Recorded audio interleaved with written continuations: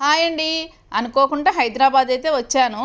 ఇక్కడ ఏదైనా ఫంక్షన్లకి ఫ్యామిలీతో కలిసి వస్తే ఆ ఫంక్షన్ చూసుకోవడం, అక్కడి నుంచి వెళ్ళిపోవడం జరుగుతుంది. కానీ ఈసారి అయితే ఖచ్చితంగా షాపింగ్కి వెళ్ళాలని అనుకున్నాను. ఈ చార్మినార్ దగ్గర షాపింగ్ ఎలా ఉంటుందనేది నాకైతే ఏం తెలియదు. ఇదే ఫస్ట్ టైం చూడడం కూడా.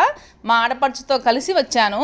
ఇదైతే చార్మినార్కి వెళ్ళేటప్పుడు ఎంట్రన్స్లోనే ఎంతమంది పబ్లిక్ ఉన్నారో చూడండి.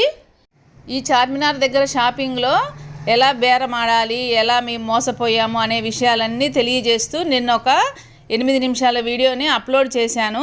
ఆ వీడియో అయితే చాలా బాగుంటుంది. ఇంట్రెస్ట్ ఉన్న వాళ్ళు తప్పకుండా చూడండి. ఆ వీడియోని ఈ వీడియో కింద డిస్క్రిప్షన్లో ఇస్తాను. ఇక్కడ ముఖ్యంగా నేను తెలుసుకునే విషయం ఏంటంటే, ఫిక్స్డ్ ప్రైస్ ఉన్న వాటి గురించి ఆలోచించాల్సిన అవసరం లేదు. కానీ కొన్ని వస్తువులని బార్గెన్ చేసేటప్పుడు మాత్రం చాలా జాగ్రత్తగా ఆచితూచి చేయాలనేది మాత్రం నాకు అర్థమైపోయింది. కానీ ఐటమ్స్ మాత్రం చాలా బాగున్నాయండి, చాలా బాగా నచ్చాయి. గాజులు అయితేనేమి, హెయిర్ బ్యాండ్స్ అయితేనేమి, హెయిర్ క్లిప్స్ అయితేనేమి, చెవుల దిద్దులు అయితేనేమి, పట్టీలు, అలానే బ్యాగ్స్, టీ కప్స్, ఇవన్నీ కూడా చాలా బాగున్నాయి. ఈ దండలు అయితే ఇంకా బాగున్నాయండి.